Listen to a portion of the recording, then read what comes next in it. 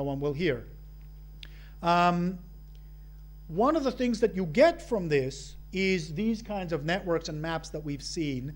So this is a map that has became the canonical map, I'd say, for the last 7 or 8 years of the way the political blogosphere looks, which is to say nicely compact blogospheres on the left and the right. The US, the left is in blue and the right is in red, lest somebody say that the Democrats are reds, because in America this counts as a slur.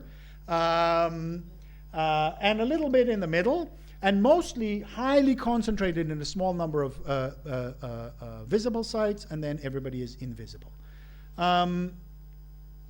This creates a problem that we don't quite know what to do with phenomena like bursty attention.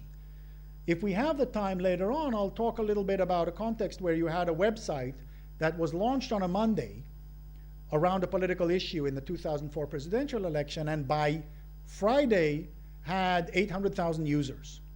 How do you explain that on a power law distribution? The answer intuitively to us is, well, people care about this. They link to one another. They point to this is cool and where it's happening, and everybody goes there.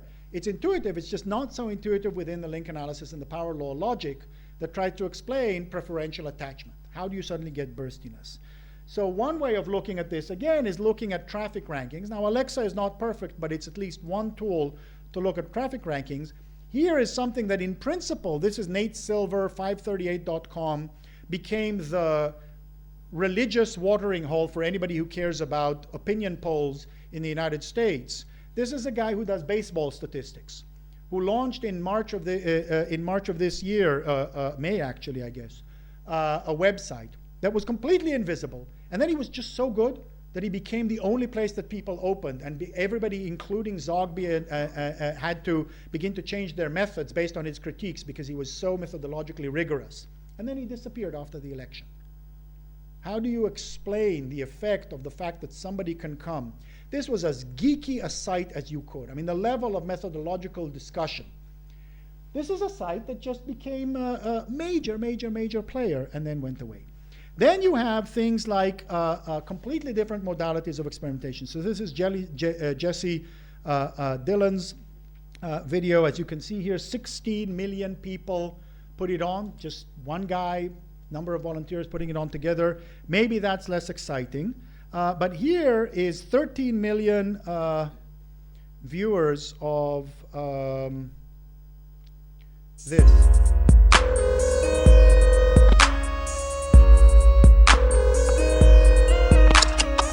Thank all of you for your time, your suggestions, your encouragement, and your prayers. And I look forward to continuing our conversation in the weeks and months to come. Hey B, it's me. If you're there, pick up. I was just watching you on C-SPAN. Anyway, call me back. You seem to float on. I know you don't want to listen to me, but what can you do? This became a major cultural phenomenon that made a certain set of claims about Obama and what he represented, and the whole this business of who watches whom that Richard was talking about yesterday from Facebook, that again represents a new form of power and participation. I want to skip this and talk about, essentially, if we go through this analysis, what we see is that the claim is that a structured web offers more visibility to more people in accreditation and filtration clusters, where people who are intensely interested in the same set of things point to each other and say, this is a really cool and interesting new thing, so you should see it, which allows for people who are on the periphery not to suddenly emerge for forever to become the New York Times, but to be identified in specific moments by people who are still sufficiently connected to the core of the network that within 2 or 3 hops they suddenly become well known and well understood. And it's that level of bursty participation that becomes a source of reacquiring power. So up till now, what have I claimed? I've claimed that we have not absolutely everybody can speak at the same time, but that we have a structured web that offers an attention backbone and a filtration system that is oriented around people who care a lot, saying, look at this, and being able to raise things to attention. That's one in terms of the ability to set the agenda. And the other is that action is possible. And collective action is made easier by getting people together. And both of those form new modalities of participation and the exercise of power. The second part of the Babel objection was polarization. And the question of, does mainstream discourse polarize? Sunstein did some experimental work with others and said yes. Jim Fishkin and others said no. The analysis that we got online, what I want to use this is to emphasize the importance of mixed methodologies. The fact that links alone and link analysis alone and algorithmic analysis alone won't do the trick. So what do you get? You get, for example, Adamich and Glantz in their classic study in 2004, classic. In their ancient 2004 study, basically show this picture and say, see, there's fragmentation. The left almost doesn't talk to the right almost doesn't talk to the left. Except, of course, that what they do find is that the most highly linked to sites in the middle link 1 out of every 6 or 7 links across the divide. Now, if you think to yourself of your daily conversations with people, how much time you spend with people who you broadly speaking agree with politically, and how much time you engage politics from the other side, to say that 1 out of every 6 or 1 out of every 7 links looks across the divide by itself is not evidence of fragmentation or polarization. So you need something more. And that something more needs to be some human assessment of what's in there, or some very smart algorithmic analysis of the text of what goes in there. So we have a few of these, not a few, I'll take that back. We have 1 or 2 of these. Just recently, Gallo, Kane, Hargitay, basically what they do is they look at about 40-some blogs where they look at these links and then they follow them and they try to characterize what's being said. And it turns out that in about half of these, it's, can you see what these idiots said? Which is not ideal. But half, fully half, that is to say 1 out of every 12 or so, is, here's an interesting point. That to me is now a question of interpretation. Whether 1 out of 10 or 12 links to here, this is interesting, is actually robust conversation or not.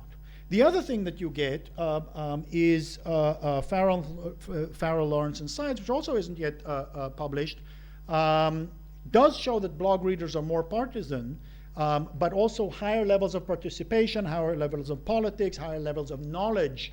So then you come back to the theoretical question, how much do we care about deliberation in a common shared space, and how much do we care about the fact that you actually have those who care to care are more knowledgeable and have newer forms. As somebody was just quipping not long ago, people are talking about, oh, it's terrible, the newspapers, the major newspapers that are shutting down their foreign bureaus. But the truth is, that still doesn't mean that the average really engaged person, say in the United States, can't get vastly more information about the Indian election today by reading the India Times than by the fact that there's 1 fewer staff person on the New York Times. You just have to go and look for yourself.